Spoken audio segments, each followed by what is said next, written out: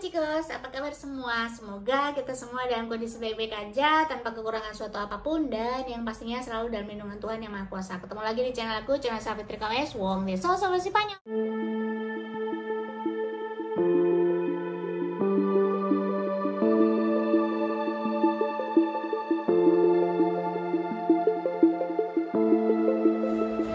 Halo Cikos, apa kabar semua? Semoga kita semua dalam kondisi baik-baik aja, tanpa kekurangan suatu apapun, dan yang pastinya selalu dalam lindungan Tuhan Yang Maha Kuasa. Hari ini aku akan melanjutkan lagi menjawab pertanyaan-pertanyaan dari teman-teman yang udah masuk ke aku, gitu. Dan ini salah satu pertanyaan yang sepertinya lumayan banyak ditanya. Perbedaan shift kerja dan jumlah hari kerja dalam 1 bulan. Jadi begini, teman-teman, di rumah sakitku itu dia ada 2 jenis.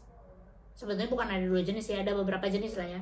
Cuman yang garis besarnya aja, itu ada shift de dias sama de noches. Jadi de noches itu dinas malam doang. Jadi dia kerja itu dalam 1 bulan itu dinas malam terus. Tapi enaknya, kalau yang dinas malam itu, dia 2 malam libur 2 hari, 3 malam libur 3 hari. Jadi dalam 1 bulan dia bisa bekerja antara 14 sampai 16 hari. Jadi ya itu kebalikannya lah, berarti liburnya kan gitu. Kalau dia kerja 14 hari berarti dia dapat jatahnya bulan itu liburnya 16 hari. Kalau misalnya dia dapat jatah kerjanya 16 hari berarti dia dapat liburnya 14 hari gitu.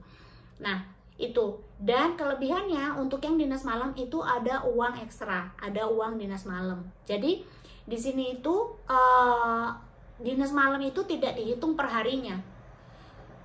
Jadi misalnya gini, kita dapat shift dinas malam. Misalnya dalam 1 bulan itu, misalnya kayak aku mix ya. Dinasnya tuh ada mix. Nah, tapi aku ada dinas malamnya, ada dinas malam. Di setiap minggu aku udah ada dinas malamnya. Misalnya contoh, aku dapat ekstra, misalnya aku dapat uang malam itu 1 bulan itu harusnya dapat ekstra 100 euro contoh ya.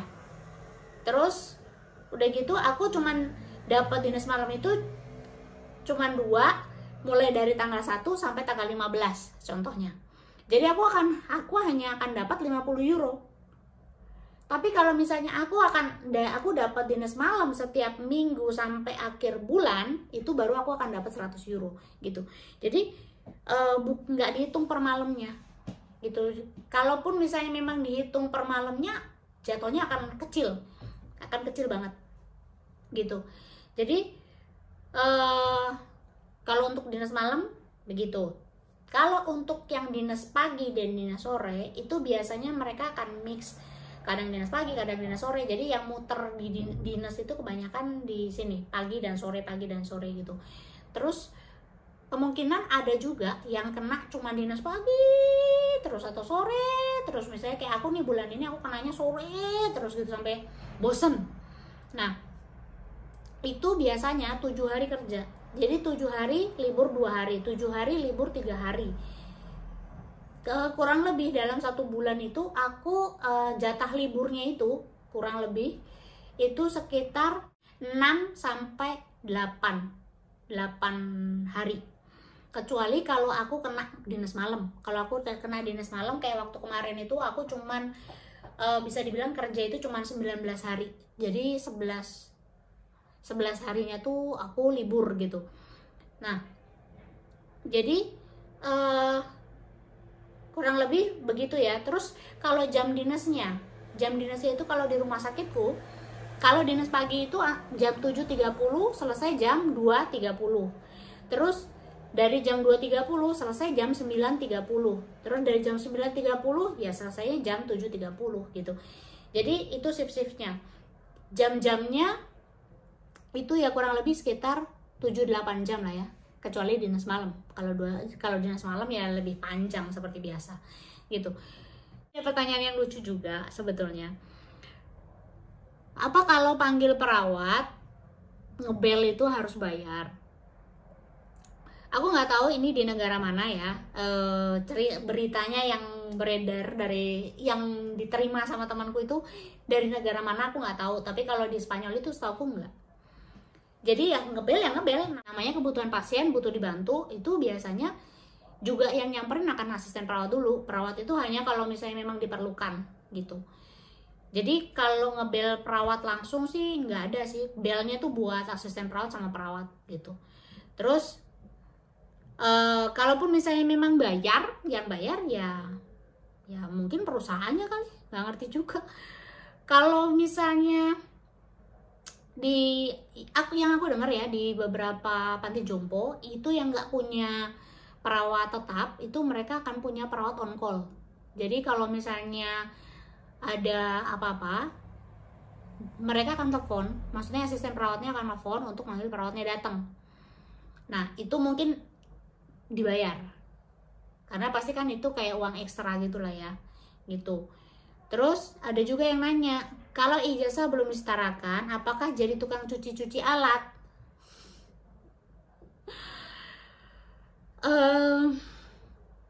Waktu ijazahku belum disetarakan, aku kerja jadi asisten perawat, itu bukan hanya sekedar cuci-cuci alat, jadi cuci-cuci semua. Asisten perawat itu apa sih fungsinya? Ya untuk membantu pekerjaan perawat gitu. Jadi kayak ya memandikan pasien yang kayak gitu ya asisten perawat gitu. Tapi itu pun di Spanyol ini untuk jadi asisten perawat harus kursus juga gitu. Jadi tidak semerta-merta aku bisa langsung kerja tanpa ijazah, tanpa apapun lah gitu, tanpa sertifikat, nggak bisa. Itu nggak bisa kalau di sini, kalau di Spanyol. Paling kalau misalnya aku tanpa surat-surat ya, maksudnya tanpa disetarakan ijazah gitu ya untuk jadi perawat, ya paling aku bisanya kerjanya ya jadi ART atau jadi pelayan toko atau jadi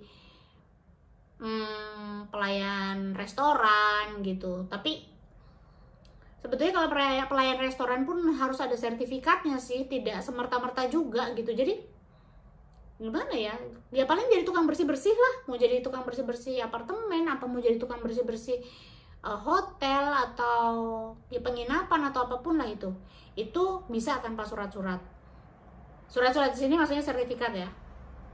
Terus udah gitu ada juga pertanyaan yang karakter pelayanan dan perawatnya. Aku bingung nih jawabnya. Karena kalau dibilang alur kerja itu ya mungkin tadi aku udah jelasin juga di video yang sebelumnya. Karena nggak ada UGD, jadi ya segala sesuatu lebih simple. Terus teamworknya itu, kalau dari teamwork itu kayaknya tergantung dari orang-orangnya sih. Jadi nggak, ya ada orang yang teamworknya oke, ada orang-orang yang kalau pas kita dinas sama dia kita nggak bisa andelin sama sekali ya. Atau misalnya ada juga yang kalau misalnya kita dinas sama dia malah justru kita lebih capek kerjaannya, ada juga yang kayak gitu. Jadi tergantung dari orangnya. Jadi teamworknya itu tidak ya gimana ya ngejelasinnya, pokoknya dia tergantung lah. Tergantung kita lagi saat itu lagi dinasnya bareng sama siapa, kita lagi apa ya, lagi oke apa enggak teamworknya, ya tergantung pada saat itu aja dengan siapa kita ada gitu. Terus jam kerja juga tadi aku udah jelasin. Terus cuti, jatah cuti itu dalam dalam 1 tahun itu kita jatahnya 1 bulan. Dan biasanya itu akan diberikan di musim panas. Di musim panas itu bisa nggak kalau digabungin 1 bulan full gitu, tergantung. Terkadang kita harus bagi 2 minggu gitu. Terus selain itu ada nggak libur-libur yang lain? Ada libur festivo itu mungkin kalau di kita libur umum kali ya. Tapi di sini libur umumnya dikit banget sih, nggak kayak di Indonesia libur umumnya banyak. Terus udah gitu ada Asuntos Propios. Asuntos Propios itu jadi dalam 1 tahun itu kita dikasih 5 hari. 5 hari itu kita boleh ngambil di hari-hari yang memang menurut kita butuh. Jadi misalnya kita ada janji ke dokter, atau kita ada urusan apa, misalnya ngurus pajak atau apapun lah, itu kita bisa minta 1 dari 5 hari ini. Terus ada namanya kelebihan jam. Jadi dalam 1 tahun itu ada hitungannya. Misalnya dalam 1 tahun kita harus punya 1.400 jam, contoh. Nah, kalau misalnya dalam 1 tahun ternyata dari shift yang kita udah jalanin itu melebihi, kita akan dikasih libur ekstra. Jadi misalnya aku ternyata dapat kelebihan jam misalnya 24 jam misalnya, contoh ya, kan itu berarti kurang lebih dapatnya kan sekitar 3 hari gitu. Jadi itu mereka ada hitung-hitungannya sendiri. Jadi setiap di slip gaji kita itu tuh ada kelebihan jam kita, dan slip gaji itu sudah tidak di kertas, semuanya lewat email. Jadi ada perhitungannya setiap bulan. Jadi mungkin nanti di akhir tahun atau mungkin setelah 1 tahun mereka akan ngitung kelebihan jam kita berapa. Nah, nanti kepala ruangan itu akan menentukan, oh ini kamu ada kelebihan jam sekian jam, nanti kamu bisa ambil gitu. Nah, nanti kita juga bilang, oh bisa nggak aku ngambilnya di tanggal sekian gitu. Ya nanti kepala ruangan yang memutuskan kira-kira ketenagaan yang ada gimana gitu. Jadi libur kita tuh bisa dibilang kalau misalnya digabung-gabungin ya mungkin bisa sekitar 1,5 bulan kali ya.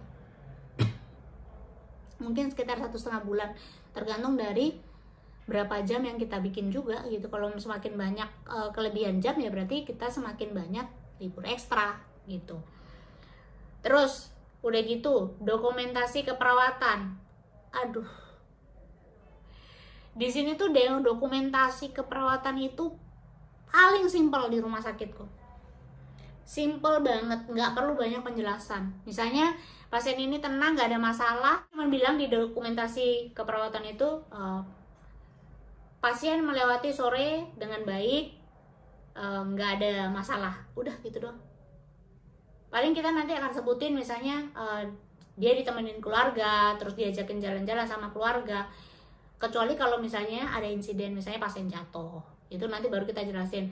Pasien kita temuin jatuh di kamar mandi atau di samping tempat tidur, kita lihat tidak ada luka, kita udah lapor ke dokter jaga, gitu-gitu deh. Atau misalnya kita tambahin yang menemukan siapa, misalnya asisten perawat kek, keluarga kek, atau kita sendiri yang nemuin gitu. Itu baru ada penjelasannya, maksud panjang dokumentasinya. Atau misalnya pasien besok ada konsul ke dokter apa gitu. Terus kalau misalnya ada perubahan obat segala macam, perubahan terapi, itu kita harus lihatnya di tempat yang lain, dan di situ nggak perlu dijelasin, cuman kita sebutin perubahan terapi gitu doang. Nah, nanti perubahan terapinya kita nanti lihat di list obat di komputer. Nanti kita lihat yang berubah apa, kita kasihnya jam berapa aja, udah gitu doang. Kita nggak boleh terlalu panjang, kecuali pasien baru. Kalau pasien baru memang harus kita jelasin, misalnya ada lukanya di mana, terus ketutup apa enggak, terus ketutupnya pakai apa, terus kita harus melakukan perawatan lukanya pakai apa, gitu-gitu tuh harus kita jelasin. Pasiennya pakai NGT, pakai kateter, pakai macam-macam, itu semua kita harus jelasin semua, harus detail. Tapi kalau pasien udah di dalam, itu simple banget, nggak perlu penjelasan macam-macam. Nggak ada penjelasan macam-macam, karena justru kalau dipanjang-panjangin itu malah jadi timbul pertanyaan, ini kenapa kamu bikinnya panjang-panjang banget gitu malah. Jadi jenis dokumentasi keperawatannya pun berbeda banget dengan yang di Indonesia. Di Indonesia itu kan kita harus ngejabarin semua, kita kalau bisa kita per jamnya itu tuh harus jelas. Kalau di sini enggak, malah justru misalnya aku waktu pas awal-awal sampai sekarang sih aku masih ada satu kebiasaan. Misalnya kita ngasih obat pasien ekstra, misalnya ngasih obat ekstra ke pasien, itu aku akan nyebutin jamnya bahkan sampai menitnya gitu. Itu misalnya jam 14.15 pasien mengeluh nyeri, aku ngasih obat ekstra misalnya apa gitu, misalnya paracetamol, aku ngasih obat paracetamol ekstra gitu. Nah itu aku per jamnya itu aku akan kasih gitu. Tapi nggak semua teman-teman tuh narok gitu jam tuh, enggak. Cuman paling misalnya pasien ngeluh nyeri terus kasih obat ekstra gitu aja. Tapi jam-jamnya tuh nggak semuanya dicantumin gitu. Ada yang nyantumin, ada yang enggak. Kalau misalnya yang obat-obat morfiko itu yang morfin gitu, itu sepertinya memang harus dicantumin, karena teman-teman yang lain juga kalau untuk itu dia nyantumin. Karena itu kan ada hitungan jamnya, dia ada maksimalnya. Misalnya dia 4 jam sekali baru boleh dikasih. Kalau kurang dari itu kita nggak boleh kasih. Nah itu tuh ada maksimalnya. Jadi itu memang harus ditulis jamnya, karena kalau enggak nanti kita juga bingung ngasih temen yang selanjutnya itu ngasihnya itu boleh ngasihnya itu jam berapa gitu. Terus sama kayak midazolam itu juga, itu biasanya ada catatannya gitu. Tapi kalau di luar itu sih mereka biasanya nggak terlalu ini banget lah, nggak terlalu konsen banget untuk nyatet begitu tuh, nggak terlalu gitu. Dan itu semua di komputer ya, udah nggak ada lagi di kertas-kertas gitu. Jadi untuk dokumentasi simple banget, tidak seribet dan tidak sepanjang kalau seperti di Indonesia. Kalau di Indonesia kan memang benar-benar bisa seret garis-garis tuh banyak banget. Laporan pasien itu udah bisa 1 lembar sendiri gitu. Jadi kurang lebih pertanyaan-pertanyaan yang aku terima kurang lebih segitu untuk di session ini gitu. Jadi mungkin kalau ada pertanyaan-pertanyaan yang lain silahkan tinggalkan di kolom komentar atau di sosial media aku, boleh tanyakan apa yang kalian pengen tahu mengenai pekerjaan perawat di Spanyol gitu. Seperti yang udah aku bilang sebelumnya juga, ini aku berdasarkan dari pengalamanku di rumah sakitku, bukan di rumah sakit general di Spanyol. Aku nggak tahu karena aku pengalamanku belum banyak, jadi aku masih yang di sini-sini aja. Jadi pengalamannya masih begitu aja, begitu. Jadi sekian dulu videoku kali ini. Semoga ini bisa bermanfaat, bisa menambah informasi dan bisa mengobati kepenasaran kalian bagaimana bekerja sebagai perawat di Spanyol gitu. Kalau kalian suka, jangan lupa like. Kalau misalnya kalian rasa ini perlu, silahkan share ke teman-teman kalian yang lain, dan jangan lupa subscribe. Makasih ya udah nonton video ini. Bye bye.